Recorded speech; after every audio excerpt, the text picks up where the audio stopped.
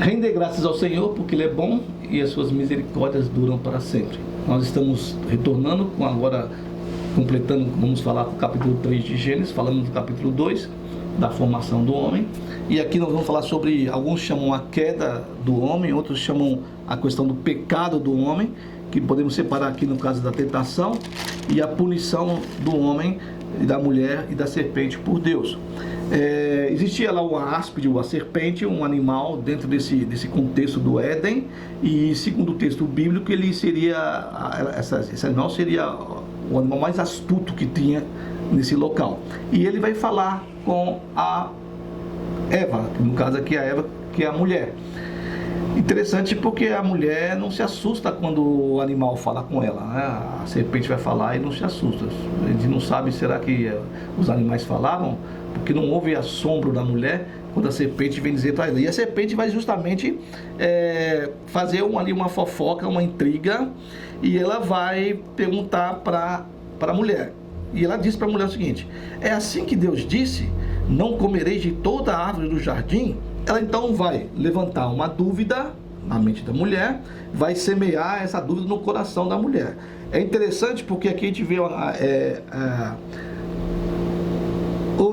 uma vez eu vi um escritor que diz que como nós adoramos fofocas, né?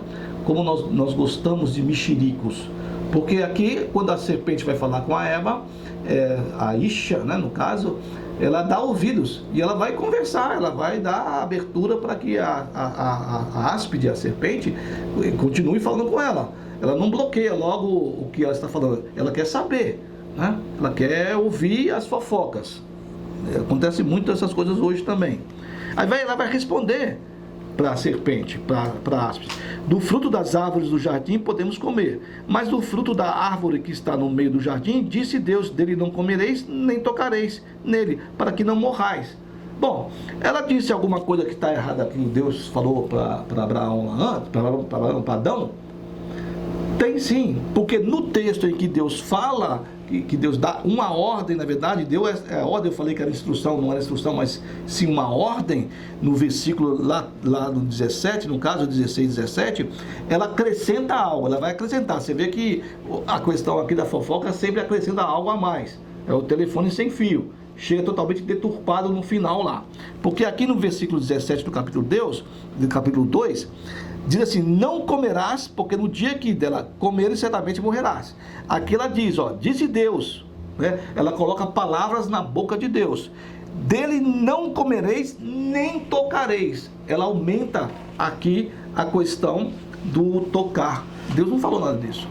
Você não vai comer e pronto, se você comer, você vai morrer. E aqui ela fala: não pode comer, não comereis, nem tocareis. Ela aumenta aquilo que Deus está falando aqui, para que não morrais. Então nós sabemos que muitas vezes nós temos que ter cuidado naquilo que nós dissemos que Deus que falou, porque nós muitas vezes acrescentamos coisas que Deus não falou, e nós dissemos que foi Deus que falou. Então com muito cuidado, principalmente com profecias aí, para dizer que foi Deus que falou, tá bom? Então a serpente disse à mulher, então está naquele colóquio ali, naquela conversa, naquela fofoca, naquele mexerico: é verdade, então é isso mesmo? Então a serpente disse à mulher: é certo que você não vai morrer? Bom, cortasse ali a conversa. Bom, porque se Deus falou, ele falou, então é isso que ele falou, é verdade. Nós sabemos que nessa questão aqui, depois mais para frente, não é questão da morte, de morrer, talvez seja a questão da morte de morrer espiritualmente.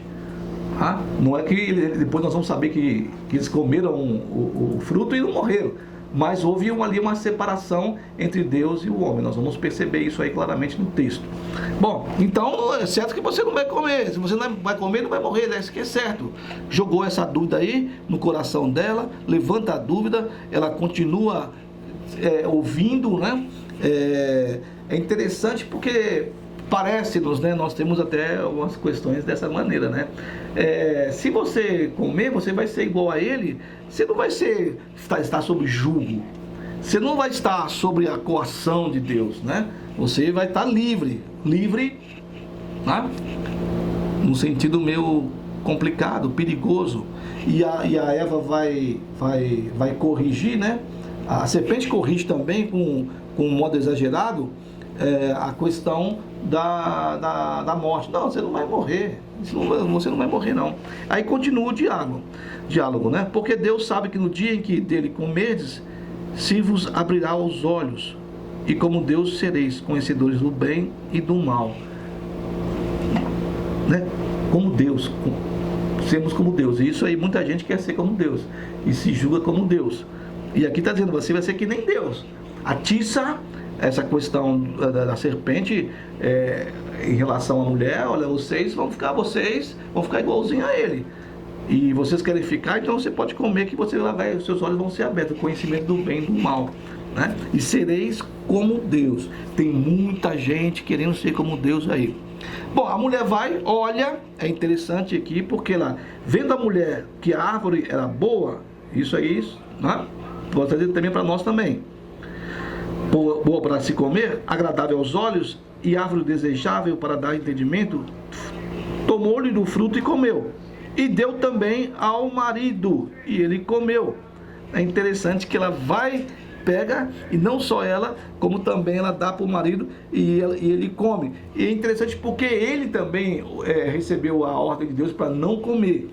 Mas a mulher vai, entrega para ele e ele vai e come. É interessante que existe aqui um texto bíblico, 1 João, vamos ver. Nós estamos aqui no verso 6, não é isso?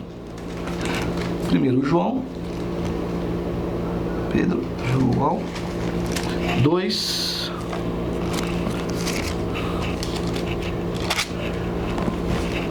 Que diz assim, 2,16, João lá na frente, já depois de tudo isso ter acontecido aqui, dos séculos e séculos ter passado, porque tudo que há no mundo, a concupiscência da carne, os maus desejos, no caso, né, da natureza humana, que é a concupiscência da carne, os maus desejos da natureza humana. Bom, você que nem Deus, né? A concupiscência dos olhos, a vontade de ter o que agrada aos olhos. Ela viu o fruto e ela pegou e achou bonito e bom para comer e comeu. E a soberba da vida não procede do Pai, mas procede do mundo. Ou seja, os maus desejos da natureza humana, a vontade de ter que os agrada aos olhos e o orgulho pelas coisas da vida faz acontecer isso que aconteceu aqui. Bom, você vai ser que nem Deus. Bom, se eu vou ser que nem ele, então eu vou fazer. Mas espera aí, ele falou para não fazer. Não, mas eu vou ser que nem ele. Então não vai ter problema nenhum. E ela então não só come, como leva para o seu esposo, seu marido, seu companheiro, e faz com que ele coma também e ele come. Né? Não sou só eu sozinho, eu levo o outro junto comigo. Então, naquilo que havia no finalzinho do versículo do capítulo 2, versículo 25, de que não havia entre eles vergonha nenhum, aqui então acontece o seguinte no verso 7, por causa da nudez deles, né? Abriram-se então os olhos de ambos e, percebendo que estavam nus, cozeram folhas de figueiras e fizeram cintas para si. Bom, aí já era, acabou, né? No verso 8 começa então a questão que vai gerar a punição ao Adão e a sua companheira, no caso depois a Eva, né? O Ish e a Isha, homem e mulher. E quando eles passeavam lá no entardecer, parece que tinha um happy hour lá, com Deus com eles lá, e ficavam lá à tarde tomando um vinho, comendo um queijo, e vem então, eles ouvem o Senhor chegando. Deus vai chegando, e eles que viviam tranquilamente ali vão se esconder de Deus, da presença do Senhor Deus, né? O homem e sua mulher por entre as árvores do jardim, se escondem atrás das árvores porque Deus está chegando. E Deus então, não é que Deus não sabia onde eles estavam, né? Deus quer sempre uma resposta nossa, e ele vai então no versículo 9 vai chamou o Senhor Deus ao homem e lhe perguntou: onde estás? Né? Onde estás? Aí o homem vai responder para Deus: ouvi a tua voz no jardim, e porque estava nu, tive medo e me escondi dele, né? Medo. O que vai gerar? O que gera? Qual vai ser o fruto da desobediência daquilo que Deus falou? O fruto da desobediência é a vergonha, porque eles se escondem de vergonha, porque Deus está chegando, eles estão nus, o que não havia lá no versículo 25 do capítulo 2. E não só a vergonha, como também o medo de Deus, né? Bom, Deus já sabia o que estava acontecendo, então ele vai perguntar para o homem, né? Perguntou-lhe Deus: quem te fez saber que estavas nu? Comeste da árvore de que te ordenei que não comesses? Ele tinha dado a ordem lá no capítulo 2, no versos 16 e 17, e o homem vai responder. Ele não responde dizendo, não, eu comi e tal, ele vai jogar a culpa em cima da mulher. Olha só. Então disse o homem: a mulher que me deste por esposa, ela me deu da árvore e eu comi. Disse Deus então à mulher: mulher, o que você fizeste? O que você fez, né? Que é isso que fizeste? Aí a mulher vai jogar a culpa, porque ele jogar a culpa em cima dela, vai jogar a culpa em cima da serpente, da áspide. Não, foi a serpente que me enganou. Tá certo? Ninguém assumiu Não, o Senhor falou e eu errei realmente, eu desobedeci, eu comi. E a mulher também falou: não, eu também fui enganada, mas é minha responsabilidade, não é do outro, é a minha. É a serpente que me enganou e eu comi. Aí joga um em cima do outro. Serpente típico do nosso, né? Bem típico do homem. Então o Senhor Deus disse à serpente: visto o que isso fizeste, maldita és entre todos os animais domésticos e o és entre todos os animais selváticos. Rastejarás sobre o teu ventre e comerás pó todos os dias da tua vida. É interessante que agora aqui vem uma informação para nós. Porém, inimizade entre ti e a mulher, entre a tua descendência e o seu descendente. Este te ferirá a cabeça e tu lhe ferirás o calcanhar. Bom, algumas pessoas vão dizer que esse versículo 5 nós chamamos de proto-evangelho.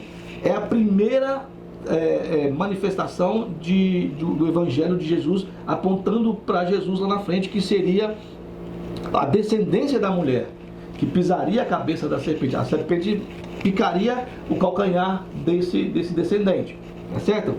E o descendente esmagaria o pé, a cabeça da serpente.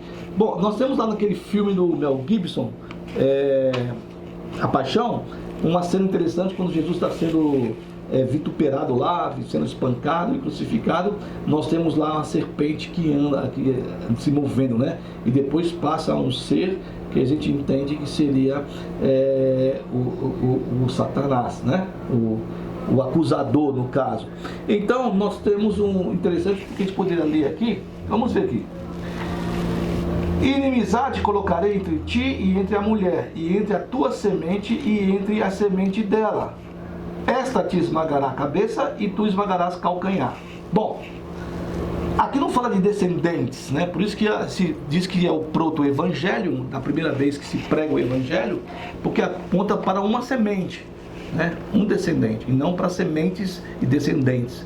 Então nós entendemos que talvez aqui seja aqui iniciando, apontando para Jesus, que seria o descendente da semente da mulher que pisaria na cabeça da serpente. É lógico que a serpente ela picou e ele teve que passar pelo processo da morte, mas ele ressuscitou e na sua ressurreição ele traz novamente essa separação que vai haver aqui novamente. Esse é o meu entendimento do que eu leio aqui, que existia esse happy hour, esse encontro do homem todo dia, na viração da tarde, ele e Deus, ele conversavam ali com a mulher e tal, e daqui a pouquinho, por causa dessa desobediência, eles são afastados de Deus. E eu creio firmemente que esse afastamento ele é desfeito na morte de Jesus, que une o homem à humanidade. Isso é o homem que quer, né? E o homem que crê, no caso, ele vai unir novamente esse Deus com esse ser humano novamente, para voltar o que seria no começo.